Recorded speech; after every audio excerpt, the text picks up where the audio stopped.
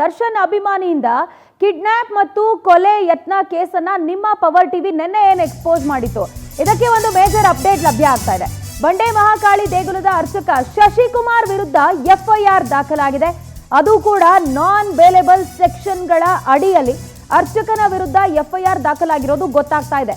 BNS 140 subsection 3 kidnap ಹಾಗೆ BNS 109 ಕೊಲೆ ಯತ್ನ ಪ್ರಕರಣದಲ್ಲಿ ಕೇಸ್ ದಾಖಲಾಗಿದೆ. ರಮೇಶ್ ಬಾಬು ಕೊಟ್ಟಂತಹ ದೂರಿನ ಅನ್ವಯ ಇದೀಗ ಶಶಿಕುಮಾರ್ ವಿರುದ್ಧ ಎಫ್ಐಆರ್ ದಾಖಲಾಗಿದೆ. ಚಾಮರಾಜಪೇಟೆ ಪೊಲೀಸ್ ಠಾಣೆಯಲ್ಲಿ ಈ ಕುರಿತಂತೆ ದೂರು ದಾಖಲಾಗಿದ್ದು ಮೇ 24ನೇ ತಾರೀಕು ಚಾಮರಾಜಪೇಟೆಯಲ್ಲಿ ನಡೆದಿದ್ದಂತಹ ಗಲಾಟೆಯನ್ನ ನಿಮ್ಮ ಪವರ್ ಟಿವಿ ವರದಿ ಮಾಡಿತ್ತು. ಬಂಡೆ ಮಹಾಕಾಳಿ ದೇವಸ್ಥಾನದ 200 ರೂಪಾಯಿ ಟೋಕನ್ ವಿಚಾರಕ್ಕೆ ಇಬ್ಬರ ಮಧ್ಯೆ ನಡೆದಂತಹ ಗಲಾಟೆ ಇದಾಗಿದ್ದು ರಮೇಶ್ ಬಾಬು ವಿರುದ್ಧ ಪ್ರತಿ ದೂರನ್ನ ಶಶಿಕುಮಾರ್ ದಾಖಲಿಸಿರೋದು ಗೊತ್ತಾಗ್ತಾ ಇದೆ. ಅವಾಚ್ಯ ಶಬ್ದಗಳಿಂದ ನಿಂದಿಸಿದ್ದಾರೆ. ಸ್ನೇಹಿತನ ಮನೆಯಲ್ಲಿದ್ರೂ ಕೂಡ ಅದೇ ಜಾಗಕ್ಕೆ ಹುಡುಕೊಂಡು ಬಂದು ಅಟ್ಟಹಾಸ ಮೆರೆದಿದ್ದಾರೆ ಅನ್ನುವಂತ ಪ್ರಕರಣ ಇದು.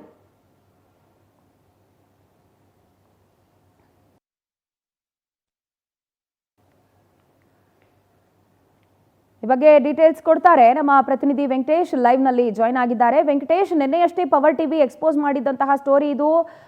ಯಾವ ರೀತಿಯಾಗಿ ಅಟ್ಟಹಾಸವನ್ನ ಮೆರೀತಾರೆ ದರ್ಶನ್ ಆಪ್ತರು ಅಂತ ಹೇಳಿ ಇದೀಗ ಪ್ರತಿ ದೂರು ದಾಖಲಾಗಿರೋದ್ರ ಮಾಹಿತಿ ಲಭ್ಯ ಆಗ್ತಾ ಇದೆ. ಡೀಟೇಲ್ಸ್ ಕೊಡೋದಾದ್ರೆ ಪ್ರಜ್ವಲ, ಏನು ಬಂಡೆ ಮಹಾಕಾಳಮ್ಮ ದೇವಸ್ಥಾನಕ್ಕೆ ಸಂಬಂಧಪಟ್ಟಂತೆ ಇಲ್ಲಿ ಅರ್ಚಕರಾಗಿರುವಂತಹ ಒಂದು ಶಶಿಕುಮಾರ್ ಏನಿದ್ದಾರೆ ಅವರು ಹಲ್ಲೆಯನ್ನ ಮಾಡಿದ್ದಾರೆ ಅಂತ ಹೇಳಿ ಈ ಘಟನೆಗೆ ಸಂಬಂಧಪಟ್ಟಂತೆ ರಮೇಶ್ ಕುಮಾರ್ ಅವರು ಕೂಡ ಒಂದು ದೂರನ್ನು ಕೊಟ್ಟಿರುವಂತದ್ದು. ಅದರ ಆಧಾರದ ಮೇಲೆ ಈಗ ಎಫ್ಐಆರ್ ದಾಖಲಾಗಿದೆ.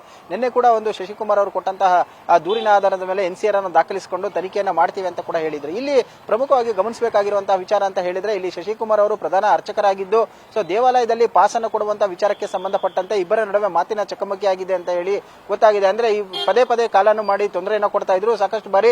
ನಾನು ಅದಕ್ಕೆ ಸಂಬಂಧಪಟ್ಟಂತೆ ನಮ್ಮ ಸಂಬಂಧಿಕರು ಆಸ್ಪತ್ರೆಯಲ್ಲಿ ಇದ್ದಾರೆ, ಬಂದ ನಂತರ ವಿಚಾರಣೆ ಮಾಡಿ ನಿಮಗೆ ಪಾಸ್ ಅನ್ನು ತಲುಪಿಸ್ತೇನೆ ಅಂತ ಹೇಳಿದ್ರು ಕೂಡ ರಮೇಶ್ ಕುಮಾರ್ ಅವರು ಅವಾಚ್ಯ ಶಬ್ದಗಳಿಂದ ನಿಂದನೆ ಮಾಡಿ ಬೇಕೇ ಬೇಕು ಅಂತ ಹೇಳಿ ಹಠ ಹಿಡಿದ್ರು. ಆ ಸಂದರ್ಭದಲ್ಲಿ ನಾನು ಸ್ನೇಹಿತರಿಗೆ ಹೇಳಿದಂತ ವೇಳೆಯಲ್ಲಿ ಅವರು ಹೋಗಿ ಮಾತನಾಡಿದ್ದಾರೆ. ಅವ್ರನ್ನ ಕಿಡ್ನಾಪ್ ಮಾಡಿ ಹಲ್ಲೆ ಮಾಡಿದ್ದಾರೆ ಅಂತ ಹೇಳಿ ಅವರು ಏನು ಒಂದು ಆರೋಪ ಮಾಡ್ತಾ ಇದ್ದಾರೆ, ಅದು ಸತ್ಯಕ್ಕೆ ದೂರವಾದದ್ದು. ಮತ್ತೆ ದರ್ಶನ್ ಆಪ್ತ ಅಂತ ಕೂಡ ಹೇಳ್ತಾ ಇದ್ದಾರೆ. ಅಂದ್ರೆ ದರ್ಶನ್ ಅವರು ದೇವಾಲಯಕ್ಕೆ ಬಂದಂತ ಸಂದರ್ಭದಲ್ಲಿ ಅವ್ರ ಜೊತೆ ಫೋಟೋವನ್ನು ತೆಗೆಸಿಕೊಂಡಿದ್ದೆ, ದರ್ಶನ್ಗೂ ನನಗೂ ಯಾವುದೇ ರೀತಿಯಾದಂತಹ ಸಂಬಂಧ ಇಲ್ಲ ಅಂತ ಹೇಳಿ ಕೂಡ ಅವರು ಸ್ಪಷ್ಟನೆ ಕೊಟ್ಟಿದ್ರು. ಪವರ್ ಟಿವಿ ಜೊತೆ ಮಾತಾಡ್ತಾ ಈ ಒಂದು ವಿಚಾರಕ್ಕೆ ಕ್ಲಾರಿಫಿಕೇಶನ್ ಅನ್ನು ಕೂಡ ಕೊಟ್ಟಿದ್ರು. ಈ ಘಟನೆಗೆ ಸಂಬಂಧಪಟ್ಟಂತೆ ರಮೇಶ್ ಬಾಬು ಅವರು ಒಂದು ಸ್ಥಳೀಯವಾಗಿ ರಾಜಕೀಯ ಮುಖಂಡರ ಜೊತೆ ಗುರುತಿಸಿಕೊಂಡಿದ್ದಾರೆ. ಆ ಹಿನ್ನೆಲೆಯಲ್ಲಿ ಈ ಒಂದು ಎಫ್ಐಆರ್ ಅನ್ನು ದಾಖಲಿಸಿ ಕಿಡ್ನಾಪ್ ಮತ್ತು ಹಲ್ಲೆ ಪ್ರಕರಣ ಸಂಬಂಧಪಟ್ಟಂತೆ ಈಗ ದೂರನ್ನು ಕೊಟ್ಟಿದ್ದಾರೆ ಅಂತ ಹೇಳಿ ಈಗ ಹೇಳ್ತಾ ಇರುವಂತದ್ದು. ಅಂದ್ರೆ ಪ್ರಕರಣದ ಸತ್ಯಾಸತ್ಯತೆ ಏನು ಅಂತ ಹೇಳಿ ಪೊಲೀಸರ ತನಿಖೆಯಿಂದ ತಿಳಿದು ಬರಬೇಕಾಗಿರುವಂತದ್ದು. ಕೇವಲ ಪಾಸ್ ವಿಚಾರಕ್ಕೆ ಈ ರೀತಿಯಾಗಿ ಗಲಾಟೆ ಆಯ್ತಾ ಅಥವಾ ವೈಯಕ್ತಿಕ ವಿಚಾರಗಳ ಇಬ್ಬರ ನಡುವೆ ಏನಾದರೂ ಇತ್ತ, ದೇವಾಲಯದ ಒಂದು ವಿಚಾರಕ್ಕೆ ಸಂಬಂಧಪಟ್ಟಂತೆ ಕಳಂಕ ತರುವ ಉದ್ದೇಶದಿಂದಾಗಿ ಈ ರೀತಿ ಮಾಡಿದ್ದಾರೆ ಅನ್ನುವಂಥದ್ದು ಪೊಲೀಸರ ತನಿಖೆಯಿಂದ ತಿಳಿದು ಬರಬೇಕಾಗಿರುವಂತದ್ದು. ಪ್ರಜ್ವಲ. ರೈಟ್ ವೆಂಕಟೇಶ್, ಥ್ಯಾಂಕ್ ಯು ತಮ್ಮೆಲ್ಲ ಡೀಟೇಲ್ಸ್ಗೆ.